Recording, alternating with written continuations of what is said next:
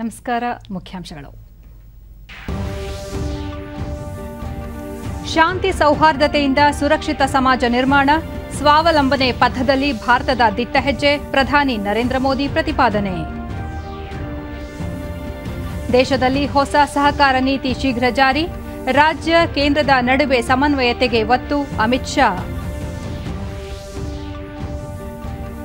ರಾಜ್ಯ ಹೈಕೋರ್ಟ್ಗೆ ನೂತನ 10 ನ್ಯಾಯಮೂರ್ತಿಗಳ ನೇಮಕ, ಗೌಪ್ಯತೆ ಪ್ರಮಾಣ ಬೋಧಿಸಿದ ರಾಜ್ಯಪಾಲ ಥಾವರ್ಚಂದ್ ಗೆಹ್ಲೋಟ್.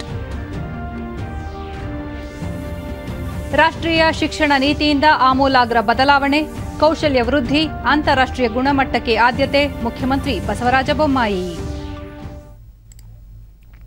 ವಾರ್ತೆಗಳ ವಿವರ. ಅಮೆರಿಕ ಪ್ರವಾಸದಲ್ಲಿರುವ ಪ್ರಧಾನಿ ನರೇಂದ್ರ ಮೋದಿ ಇಂದು ವಿಶ್ವಸಂಸ್ಥೆಯ 76ನೇ ಸಾಮಾನ್ಯ ಸಭೆಯನ್ನುದ್ದೇಶಿಸಿ ಮಾತನಾಡಿ, ಭಾರತ ಪ್ರಗತಿಶೀಲ ಪ್ರಜಾಪ್ರಭುತ್ವಕ್ಕೆ ಮಾದರಿಯಾಗಿದ್ದು, ಬಹುಭಾಷೆ, ಬಹು ಸಂಸ್ಕೃತಿ ಹಾಗೂ ಆಚಾರ ವಿಚಾರಗಳನ್ನು ಹೊಂದಿದ್ದರೂ ಐಕ್ಯತೆಯ ಮಹಾತತ್ವವನ್ನು ಯಶಸ್ವಿಯಾಗಿ ಪಾಲಿಸುತ್ತಾ ಪ್ರಗತಿಯ ಹಾದಿಯಲ್ಲಿದೆ.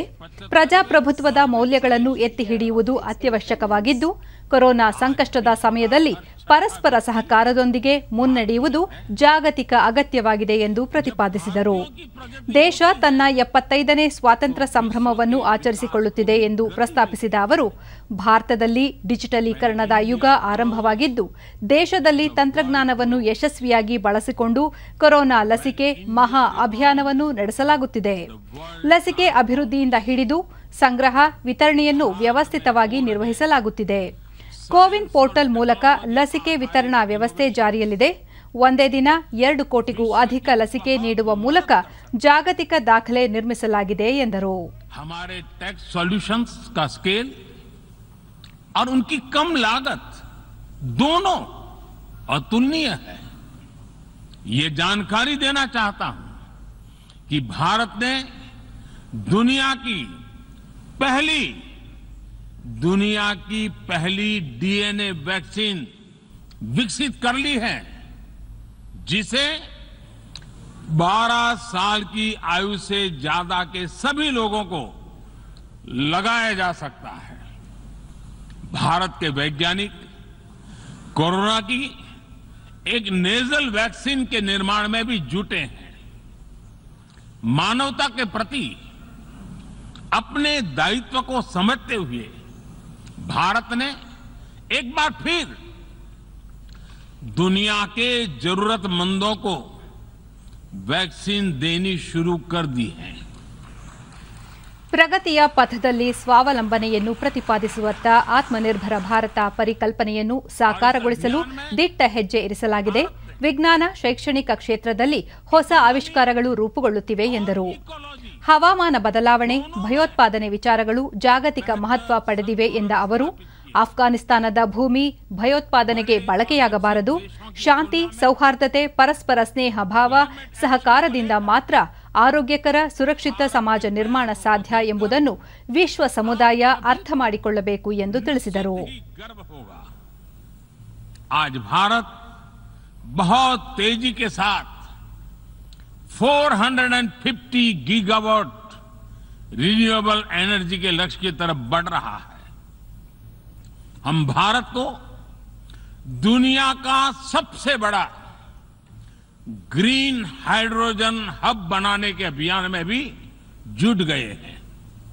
अध्यक्ष महोदय, हमें अपनी आने वाली पीढ़ियों को जवाब देना है कि जब फैसले लेने का समय था, तब जिन पर विश्व को दिशा देने का दायित्व था, वो क्या कर रहे थे. आज विश्व के सामने रिग्रेसिव थिंकिंग और एक्सट्रीमिज्म का खतरा बढ़ता जा रहा है. इन परिस्थितियों में पूरे विश्व को साइंस बेस्ड रेशनल और प्रोग्रेसिव थिंकिंग को विकास का आधार बनाना ही होगा. साइंस बेस्ड अप्रोच को मजबूत करने के लिए भारत एक्सपीरियंस बेस्ड लर्निंग को बढ़ावा दे रहा है। हमारे यहां स्कूलों में हजारों अटल टिंकरिंग लैब खोली गई हैं, इंक्यूबेटर्स बने हैं और एक मजबूत स्टार्टअप इकोसिस्टम विकसित हुआ है। ಈ ಸಂದರ್ಭದಲ್ಲಿ ವಿದೇಶಾಂಗ ಸಚಿವ ಡಾಕ್ಟರ್ ಎಸ್ ಜೈಶಂಕರ್, ಭದ್ರತಾ ಸಲಹೆಗಾರ ಅಜಿತ್ ದೋವೆಲ್ ಸೇರಿದಂತೆ ವಿವಿಧ ದೇಶಗಳ ಪ್ರತಿನಿಧಿಗಳು ಉಪಸ್ಥಿತರಿದ್ದರು. ಇದಕ್ಕೂ ಮುನ್ನ ನ್ಯೂಯಾರ್ಕ್ಗೆ ಬಂದಿಳಿದ ಪ್ರಧಾನಿಯವರಿಗೆ ಭವ್ಯ ಸ್ವಾಗತ ನೀಡಲಾಯಿತು. ಅಮೆರಿಕದಲ್ಲಿರುವ ಭಾರತೀಯರು ವಂದೇ ಮಾತರಂ, ಭಾರತ್ ಮಾತಾ ಕಿ ಜೈ ಘೋಷಣೆಗಳೊಂದಿಗೆ ಪ್ರಧಾನಿಯವರನ್ನು ಸ್ವಾಗತಿಸಿದರು.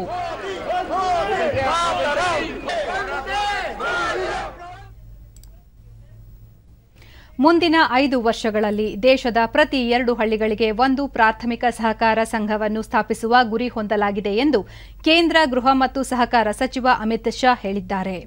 ದೆಹಲಿಯ ಇಂದಿರಾ ಗಾಂಧಿ ಕ್ರೀಡಾಂಗಣದಲ್ಲಿ ಇಂದು ಭಾರತೀಯ ರೈತರ ರಸಗೊಬ್ಬರ ಸಹಕಾರ ಲಿಮಿಟೆಡ್ ಇಫ್ಕೋ ಸೇರಿದಂತೆ ಹಲವು ಸಂಸ್ಥೆಗಳು ಜಂಟಿಯಾಗಿ ಆಯೋಜಿಸಿರುವ ಮೊದಲ ಸಹಕಾರ ಸಂಘಗಳ ಬೃಹತ್ ರಾಷ್ಟ್ರೀಯ ಸಮ್ಮೇಳನ ಉದ್ಘಾಟಿಸಿ ಮಾತನಾಡಿದರು. ಪ್ರಸ್ತುತ ದೇಶದಲ್ಲಿ 37,000 ಸಹಕಾರ ಸಂಘಗಳಿದ್ದು, ಇದನ್ನು ಮುಂದಿನ 5 ವರ್ಷಗಳಲ್ಲಿ 3 ಲಕ್ಷಕ್ಕೆ ಹೆಚ್ಚಿಸಲಾಗುವುದು. ಇದಕ್ಕಾಗಿ ಸ್ಥಗಿತಗೊಂಡಿರುವ ಸಹಕಾರ ಸಂಘಗಳನ್ನು ಮುಚ್ಚಿ ಹೊಸ ಸಂಘಗಳ ಸ್ಥಾಪನೆ ಮಾಡಲಾಗುವುದು. ರಾಜ್ಯಗಳ ಸಹಕಾರದೊಂದಿಗೆ ಇದಕ್ಕೆ ಬೇಕಾದ ಕಾನೂನುಗಳನ್ನು ರೂಪಿಸಲಾಗುವುದು ಎಂದು ಹೇಳಿದರು. स्वतंत्र सहकारिता मंत्रालय बनाया, इसलिए एजा एक सहकारी कार्यकर्ता भी और आप सबकी ओर से मैं उनको बहुत बहुत धन्यवाद और साधुवाद देना चाहता हूं. ಸಹಕಾರ ಕ್ಷೇತ್ರವನ್ನು ಆದ್ಯತಾ ವಲಯವಾಗಿ ಪರಿಗಣಿಸಿ ಹೊಸ ಸಹಕಾರ ನೀತಿಯನ್ನು 2021-22ನೇ ಆರ್ಥಿಕ ವರ್ಷದಲ್ಲಿ ರೂಪಿಸಲಾಗುವುದು. ರಾಜ್ಯ ಸಹಕಾರಿ ಕಾನೂನು ಮತ್ತು ಕೇಂದ್ರ ಕಾನೂನಿನ ಮಧ್ಯೆ ಸಮನ್ವಯತೆ ಸಾಧಿಸಲು ಈ ನೀತಿ ಸಹಕಾರಿಯಾಗಲಿದೆ. ಭಾರತವು 2025ರ ವೇಳೆಗೆ $5 ಟ್ರಿಲಿಯನ್ ಆರ್ಥಿಕತೆ ಸಾಧಿಸುವ ಗುರಿಗೆ ಸಹಕಾರ ಕ್ಷೇತ್ರ ಮಹತ್ವದ ಕೊಡುಗೆ ನೀಡಲಿದೆ ಎಂದು ಹೇಳಿದರು. केवल और केवल सहकारिता के माध्यम से ही प्रशस्त हो सकता है और कोई मार्ग नहीं है. ದೇಶದ ಸಂಸತ್ತು ಹಾಗೂ ವಿಧಾನಮಂಡಲ ಕಾರ್ಯಕಲಾಪಗಳಲ್ಲಿ ಇತ್ತೀಚೆಗೆ ಗೊಂದಲಮಯ ವಾತಾವರಣ ನಿರ್ಮಾಣವಾಗುತ್ತಿದ್ದು, ಇದರಿಂದ ಸದನದ ಘನತೆಗೆ ಧಕ್ಕೆ ಉಂಟಾಗುತ್ತಿರುವುದು ವಿಷಾದನೀಯ ಸಂಗತಿ ಎಂದು ಲೋಕಸಭಾಧ್ಯಕ್ಷ ಓಂ ಬಿರ್ಲಾ ಹೇಳಿದ್ದಾರೆ. ವಿಧಾನಸೌಧದಲ್ಲಿಂದು ಸುದ್ದಿಗೋಷ್ಠಿಯನ್ನುದ್ದೇಶಿಸಿ ಅವರು, ದೇಶದ ಜನತೆಗೆ ಮಹತ್ವದ ಸಂದೇಶ ಸಾರುವ ಸದನದಲ್ಲಿ ಗಲಾಟೆ, ಪ್ರತಿರೋಧ ಹಾಗೂ ಅಸಂವಿಧಾನಿಕ ವರ್ತನೆಗಳು ಶೋಭೆ ತರುವುದಿಲ್ಲ. ಈ ಹಿನ್ನೆಲೆಯಲ್ಲಿ ಕೇಂದ್ರ ಸರ್ಕಾರ ಸದನದ ಕಲಾಪಗಳ ನಿರ್ವಹಣೆ ಕುರಿತು ವ್ಯಾಪಕ ಕಾರ್ಯಯೋಜನೆ ಹಾಗೂ ಮಾರ್ಗಸೂಚಿಗಳನ್ನು ಹೊರತರಲು ಮುಂದಾಗಿದೆ ಎಂದರು. भारत की जननी है, हम आजादी के बाद का लोकतंत्र नहीं बात कर रहे. हमारे कार्य में, हमारे जीवन में, हमारे संस्कारों विचारों में हमेशा लोकतंत्र रहा है. और इसीलिए आपने देखा होगा कि गांव के अंदर आजादी के पहले भी इसी तरीके से लोकतांत्रिक तरीके से फैसले होते थे, सामूहिक रूप से निर्णय होते थे. ಸದನದ ಪೀಠಾಸೀನ ಅಧಿಕಾರಿಗಳ ಸಮ್ಮೇಳನಕ್ಕೆ 100 ವರ್ಷ ಪೂರೈಸುತ್ತಿರುವ ಹಿನ್ನೆಲೆಯಲ್ಲಿ ಈ ವರ್ಷ ಶಿಮ್ಲಾದಲ್ಲಿ ಮಹತ್ವದ ಸಮ್ಮೇಳನ ನಡೆಯಲಿದೆ. ಅಲ್ಲಿ ಈ ಎಲ್ಲ ವಿಷಯಗಳ ಕುರಿತು ವಿಸ್ತೃತ ಚರ್ಚೆ ನಡೆಸಲಾಗುವುದು.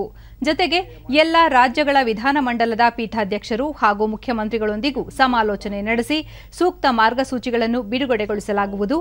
ಈ ಸಭೆಯಲ್ಲಿ ಪೀಠಾಸೀನ ಅಧಿಕಾರಿಗಳ ಅಧಿಕಾರ ವ್ಯಾಪ್ತಿ ಕುರಿತು ಕೂಡ ನಿರ್ಣಯ ಕೈಗೊಳ್ಳಲಾಗುವುದು ಎಂದರು. देश की जनता का कल्याण हो सके.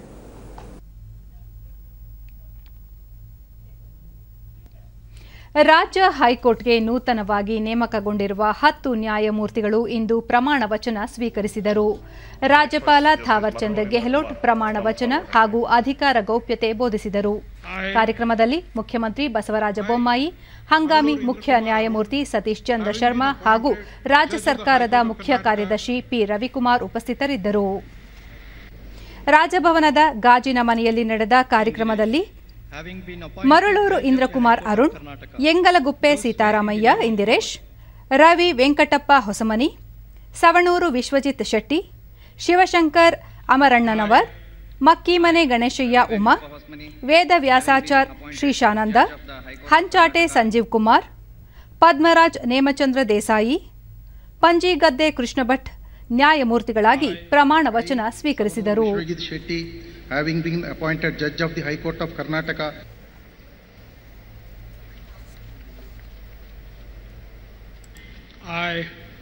I, Shivashankar Amarannavar, having been appointed Judge of the High Court of Karnataka. I, Makkimane Ganeshaya Uma, having been appointed Judge of the High Court of Karnataka. I, Vedavyasachar Srishananda, having been appointed Judge of the High Court of Karnataka.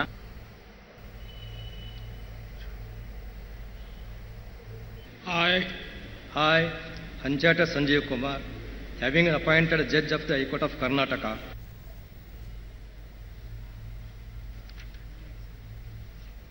I, Padmaraj Nemchandra Desai, having been appointed Judge of High Court of Karnataka.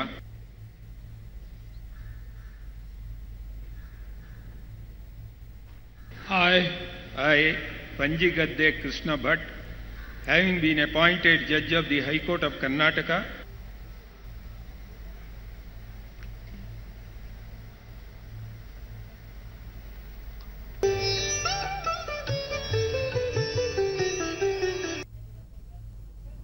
ತುಮಕೂರಿನಲ್ಲಿ ಸ್ಥಾಪಿಸಲು ಉದ್ದೇಶಿಸಿರುವ ಕಿದ್ವಾಯಿ ಸ್ಮಾರಕ cancer ಆಸ್ಪತ್ರೆ, ತಾಯಿ ಮತ್ತು ಮಕ್ಕಳ ಆಸ್ಪತ್ರೆ, ಅಪೌಷ್ಟಿಕ ಮಕ್ಕಳ ಪುನಶ್ಚೇತನ ಕೇಂದ್ರಕ್ಕೆ ಮುಖ್ಯಮಂತ್ರಿ ಬಸವರಾಜ ಬೊಮ್ಮಾಯಿ ಇಂದು ಶಿಲಾನ್ಯಾಸ ನೆರವೇರಿಸಿದರು.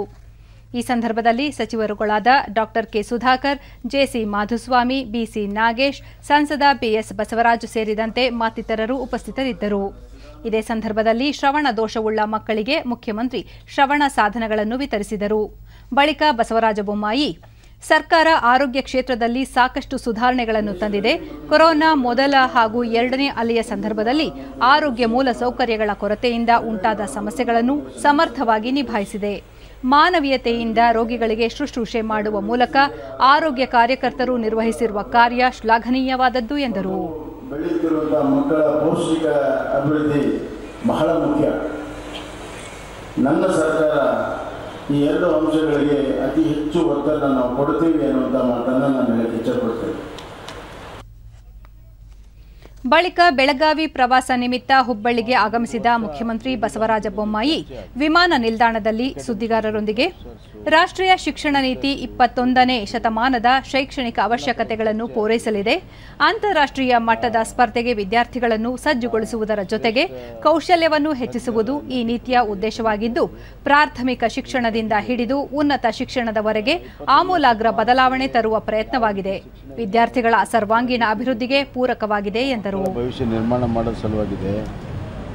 ನಾವು ಇವತ್ತು ಇಂಟರ್ನೆಟ್ ಎಲ್ಲ ಬಂದ ಮೇಲೆ ನಮ್ಮ ಭಾರತದ ಹಳ್ಳಿಯಲ್ಲಿ, ಕರ್ನಾಟಕದ ಹಳ್ಳಿಯ ವಿದ್ಯಾರ್ಥಿಗಳು ಅಂತಾರಾಷ್ಟ್ರೀಯ ಮಟ್ಟದ ಪೈಪೋಟಿಯನ್ನು ಮಾಡಬೇಕಾಗಿದೆ. ಅದಕ್ಕೆ ಅವ್ರನ್ನೆಲ್ಲರನ್ನೂ ಕೂಡ ಸಿದ್ಧತೆ ಮಾಡಬೇಕು, ಸ್ಕಿಲ್ ತರಬೇಕು. ಹೀಗೆ ಹಲವಾರು ಆಯಾಮಗಳಿದ್ದಾವೆ. ಅದು ಪ್ರೈಮರಿ ಎಜುಕೇಷನ್ ಮತ್ತು ಹೈಯರ್ ಎಜುಕೇಷನ್ಗೆ ಒಂದು ಅಮೂಲ್ಯಕರವಾದಂಥ ಬದಲಾವಣೆ ತರುವಂಥ ಒಂದು ದಿಟ್ಟ ಪ್ರಯತ್ನ ನಮ್ಮ ಪ್ರಧಾನಮಂತ್ರಿ ನರೇಂದ್ರ ಮೋದಿ ಅವರು ಮಾಡ್ತಾ ಇದ್ದಾರೆ. ರಾಜ್ಯದಲ್ಲಿ ಇಂದು ಹೊಸದಾಗಿ 787 ಕೋವಿಡ್ ಪ್ರಕರಣಗಳು ದೃಢಪಟ್ಟಿದ್ದು, ಇದರೊಂದಿಗೆ ಒಟ್ಟು ಸೋಂಕು ಪ್ರಕರಣಗಳ ಸಂಖ್ಯೆ 29,72,620ಕ್ಕೆ ಏರಿಕೆಯಾಗಿದೆ. ಇಂದು 775 ಮಂದಿ ಆಸ್ಪತ್ರೆಯಿಂದ ಬಿಡುಗಡೆಯಾಗಿದ್ದು, ಇದುವರೆಗೂ ಗುಣಮುಖರಾದವರ ಒಟ್ಟು ಸಂಖ್ಯೆ 29,21,567ಕ್ಕೆ ತಲುಪಿದೆ. ಇಂದು 11 ಮಂದಿ ಸಾವನ್ನಪ್ಪಿದ್ದು, ಮೃತಪಟ್ಟವರ ಸಂಖ್ಯೆ 37,717ಕ್ಕೆ ಏರಿಕೆಯಾಗಿದೆ. ಸದ್ಯ ರಾಜ್ಯದಲ್ಲಿ 13,307 ಸಕ್ರಿಯ ಪ್ರಕರಣಗಳಿವೆ ಎಂದು ಆರೋಗ್ಯ ಮತ್ತು ಕುಟುಂಬ ಕಲ್ಯಾಣ ಇಲಾಖೆ ತಿಳಿಸಿದೆ. ಬೆಂಗಳೂರಿನಲ್ಲಿ 276 ಮಂದಿಗೆ ಸೋಂಕು ತಗುಲಿದ್ದು, ಒಟ್ಟು ಸೋಂಕು ಪ್ರಕರಣಗಳ ಸಂಖ್ಯೆ 12,45,235ಕ್ಕೆ ಏರಿಕೆಯಾಗಿದೆ. ಇಂದು 279 ಮಂದಿ ಆಸ್ಪತ್ರೆಯಿಂದ ಬಿಡುಗಡೆಯಾಗಿದ್ದು, ಇದುವರೆಗೂ ಒಟ್ಟು 12,21,669 ಮಂದಿ ಗುಣಮುಖರಾಗಿದ್ದಾರೆ. ಸದ್ಯ 7,436 ಸಕ್ರಿಯ ಪ್ರಕರಣಗಳಿವೆ. ಬೆಂಗಳೂರಿನಲ್ಲಿ 4 ಮಂದಿ ಸಾವನ್ನಪ್ಪಿದ್ದು, ಇದುವರೆಗೂ ಒಟ್ಟು 16,129 ಮಂದಿ ಸಾವನ್ನಪ್ಪಿದ್ದಾರೆ. ಬಾಗಲಕೋಟೆ, ಬೀದರ್, ಗದಗ, ಕೊಪ್ಪಳ, ವಿಜಯಪುರ ಜಿಲ್ಲೆಯಲ್ಲಿ ಯಾವುದೇ ಸೋಂಕು ಪ್ರಕರಣ ವರದಿಯಾಗಿಲ್ಲ. ಉಳಿದಂತೆ ರಾಜ್ಯದ ವಿವಿಧ ಜಿಲ್ಲೆಗಳಲ್ಲಿ ದಾಖಲಾಗಿರುವ ಸೋಂಕು ಪ್ರಕರಣಗಳ ವಿವರ ಹೀಗಿದೆ.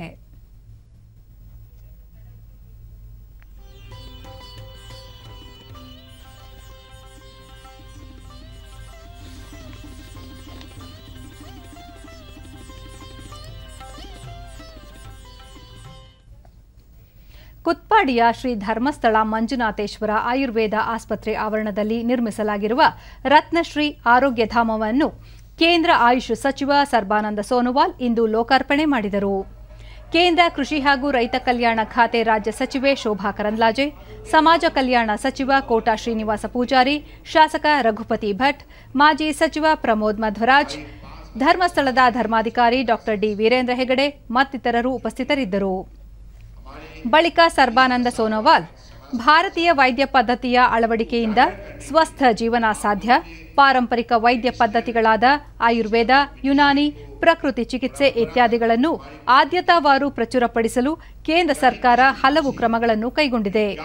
ಆಯುಷ್ ಪುನರುತ್ಥಾನದ ಉದ್ದೇಶದಿಂದ ಪ್ರತ್ಯೇಕ ಇಲಾಖೆಯನ್ನು ಸ್ಥಾಪಿಸಲಾಗಿದ್ದು, ಗ್ರಾಮ ಮಟ್ಟದಲ್ಲೂ ಪಾರಂಪರಿಕ ವೈದ್ಯ ಪದ್ಧತಿಯ ಸಾರ್ವತ್ರೀಕರಣಕ್ಕೆ ಶ್ರಮಿಸಲಾಗುವುದು. ಈ ಹಂತದಲ್ಲಿ ಧರ್ಮಸ್ಥಳ ಕ್ಷೇತ್ರದ ಕೊಡುಗೆ ಮಹತ್ವದ್ದು ಎಂದರು. मानव समाज का शरीर सुरक्षित करने के लिए जो कदम आप लोगों ने उठाया है, इसलिए आप धन्यवाद के पात्र हैं. ಉತ್ತರ ಕನ್ನಡ ಜಿಲ್ಲೆಯ ಗೋಕರ್ಣದಲ್ಲಿಂದು ಕರಾವಳಿ ಸ್ವಚ್ಛತಾ ದಿನದ ಅಂಗವಾಗಿ ಸ್ವಚ್ಛ ಸಮುದ್ರ ನಮ್ಮ ಸಮುದ್ರ ಹಾಗೂ ಪ್ಲಾಸ್ಟಿಕ್ ಮುಕ್ತ ಕರಾವಳಿ ತೀರ ಘೋಷವಾಕ್ಯದೊಂದಿಗೆ ಕಡಲ ತೀರ ಶುದ್ಧೀಕರಣ ಕಾರ್ಯಕ್ರಮ ನಡೆಯಿತು.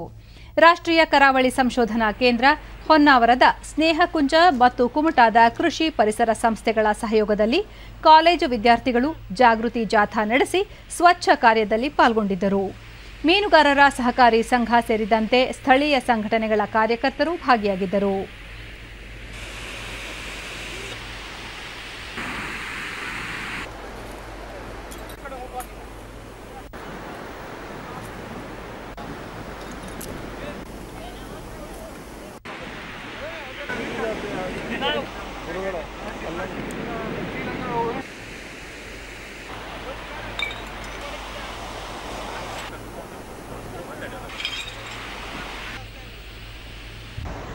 ದೊಡ್ಡ ಪ್ರಮಾಣದಲ್ಲಿ ಪ್ಲಾಸ್ಟಿಕ್ಗಳು ಇಲ್ಲಿ ಉತ್ಪನ್ನ ಆಗ್ತದೆ ಮತ್ತು ಸಮುದ್ರ. ಬಳಿಕ ಡಿಡಿ ನ್ಯೂಸ್ನೊಂದಿಗೆ ಪರಿಸರ ವಿಜ್ಞಾನಿ ಪ್ರಕಾಶ್ ಮೆಸ್ತಾ ಕರಾವಳಿ ತೀರಗಳನ್ನು ಸ್ವಚ್ಛವಾಗಿಡುವ ಬಗ್ಗೆ ಜಾಗೃತಿ ಮೂಡಿಸಲಾಗುತ್ತಿದೆ ಎಂದು ವಿವರಿಸಿದರು. ಸಪರೇಟ್ ವಿಂಗಡಣೆ ಮಾಡಬೇಕು, ಕಸ ವಿಂಗಡಣೆ ಬಗ್ಗೆ, ಸಮುದ್ರ ತ್ಯಾಜ್ಯಗಳು ಯಾವ್ಯಾವುದು, ಘನವಸ್ತುಗಳು ಪ್ಲಾಸ್ಟಿಕ್ಗಳು ಯಾವ್ಯಾವ ಟೈಪ್ ಇರ್ತದೆ, ಇವುಗಳ ಬಗ್ಗೆ ವಿದ್ಯಾರ್ಥಿಗಳಲ್ಲಿ ಅರಿವನ್ನು ಮೂಡಿಸಿದ್ದೇವೆ ಮತ್ತು ಒಂದು ಜಾಥಾವನ್ನು ಮಾಡಿದ್ದೇವೆ.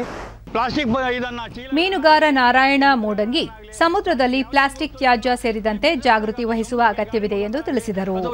ಸಮುದ್ರಕ್ಕೆ ಹೋಗಿ ಸಮುದ್ರಕ್ಕೆ ಬಿದ್ದು ಅದು ಮೀನುಗಾರಿಕೆ ತೊಂದರೆ ಆಗ್ತದೆ.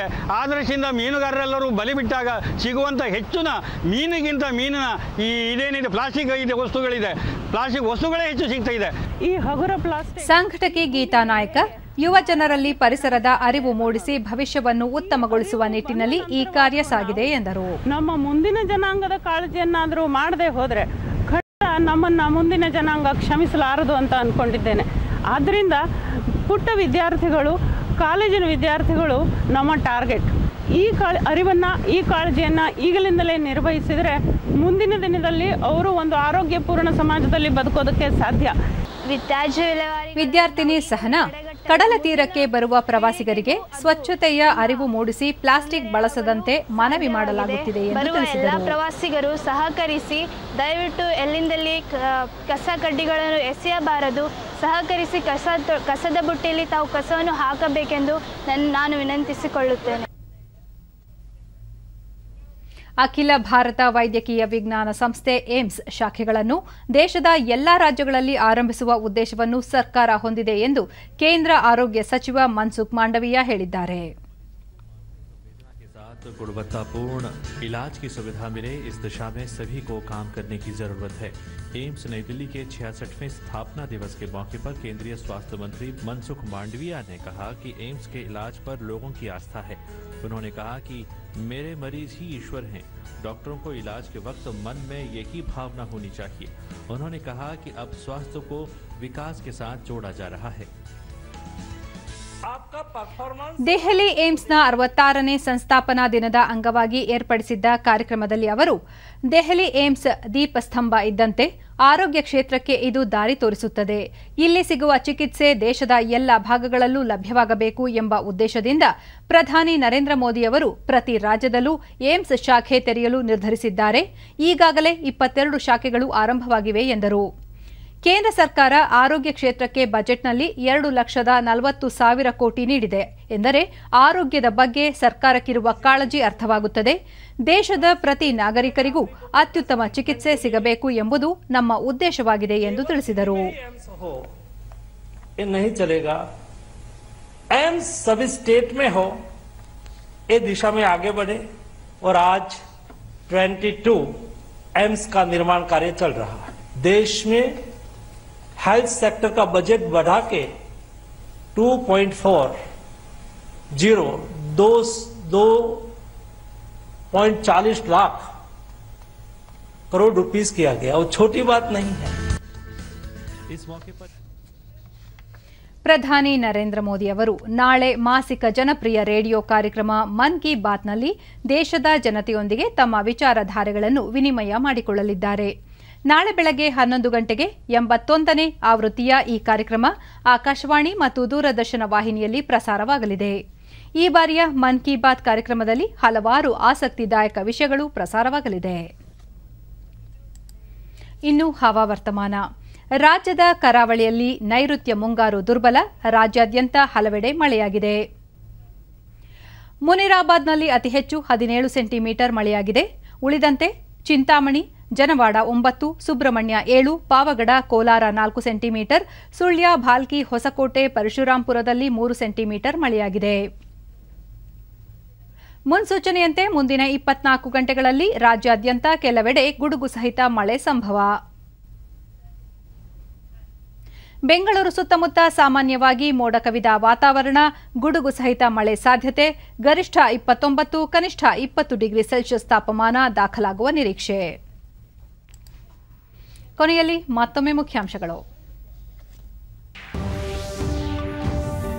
ಶಾಂತಿ ಸೌಹಾರ್ದತೆಯಿಂದ ಸುರಕ್ಷಿತ ಸಮಾಜ ನಿರ್ಮಾಣ, ಸ್ವಾವಲಂಬನೆ ಪಥದಲ್ಲಿ ಭಾರತದ ದಿಟ್ಟ ಹೆಜ್ಜೆ, ಪ್ರಧಾನಿ ನರೇಂದ್ರ ಮೋದಿ ಪ್ರತಿಪಾದನೆ. ದೇಶದಲ್ಲಿ ಹೊಸ ಸಹಕಾರ ನೀತಿ ಶೀಘ್ರ ಜಾರಿ, ರಾಜ್ಯ ಕೇಂದ್ರದ ನಡುವೆ ಸಮನ್ವಯತೆಗೆ ಒತ್ತು, ಅಮಿತ್ ಶಾ.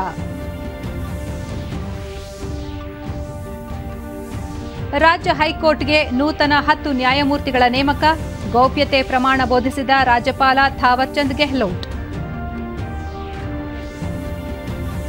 ರಾಷ್ಟ್ರೀಯ ಶಿಕ್ಷಣ ನೀತಿಯಿಂದ ಆಮೂಲಾಗ್ರ ಬದಲಾವಣೆ, ಕೌಶಲ್ಯ ವೃದ್ಧಿ, ಅಂತಾರಾಷ್ಟ್ರೀಯ ಗುಣಮಟ್ಟಕ್ಕೆ ಆದ್ಯತೆ, ಮುಖ್ಯಮಂತ್ರಿ ಬಸವರಾಜ ಬೊಮ್ಮಾಯಿ.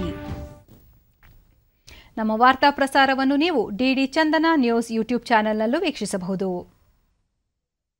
ವೀಕ್ಷಕರೇ, ವ್ಯಕ್ತಿಗತ ಅಂತರ ಕಾಪಾಡಿಕೊಳ್ಳುವುದರೊಂದಿಗೆ ನೀವು ಸುರಕ್ಷಿತವಾಗಿರಿ, ನಿಮ್ಮವರನ್ನು ಸುರಕ್ಷಿತವಾಗಿರಿಸಿ. ನೈರ್ಮಲ್ಯಕ್ಕೆ ಆದ್ಯತೆ ನೀಡುವುದರ ಜೊತೆಗೆ ಕೋವಿಡ್-19 ಮಾರ್ಗಸೂಚಿಗಳನ್ನು ತಪ್ಪದೇ ಪಾಲಿಸಿ. ಇಲ್ಲಿಗೆ ಇಂದಿನ ವಾರ್ತಾ ಪ್ರಸಾರ ಮುಕ್ತಾಯವಾಯಿತು. ಸತ್ಯ, ಸಮರ್ಥ, ಸಂಪೂರ್ಣ ಸುದ್ದಿಗಾಗಿ ವೀಕ್ಷಿಸಿ ಚಂದನ ವಾರ್ತೆ. ನಮ್ಮ ಮುಂದಿನ ವಾರ್ತಾ ಪ್ರಸಾರ ನಾಳೆ ಬೆಳಗ್ಗೆ 7:30 ನಮಸ್ಕಾರ.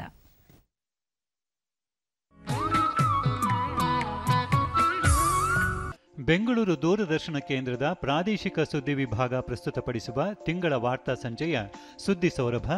ಇಂದಿನ ಸಂಚಿಕೆಯಲ್ಲಿ ಕೃಷಿಯಲ್ಲಿ ಸುಸ್ಥಿರತೆ ಕಂಡುಕೊಂಡ ಕೃಷಿಕ ಅರಳಿಕಟ್ಟೆ ಪ್ರಭಾಕರ್, ಚಳ್ಳಕೆರೆಯ ಚಂದದ ಕಂಬಳಿ ಹಾಗೂ HMT ಕೈಗಡಿಯಾರ ಕಾರ್ಖಾನೆಯ ಸಾಧನೆಯ ಮೆಲುಕು. ಸುದ್ದಿ ಸೌರಭ ಇದೇ ಭಾನುವಾರ ಸೆಪ್ಟೆಂಬರ್ 26ರಂದು ಸಂಜೆ 6 ಗಂಟೆಗೆ, ಮರುಪ್ರಸಾರ ಅಕ್ಟೋಬರ್ 3ರಂದು ಭಾನುವಾರ ಮಧ್ಯಾಹ್ನ 2 ಗಂಟೆಗೆ DD1 ಹಾಗೂ ಚಂದನದಲ್ಲಿ. ತಪ್ಪದೇ ವೀಕ್ಷಿಸಿ.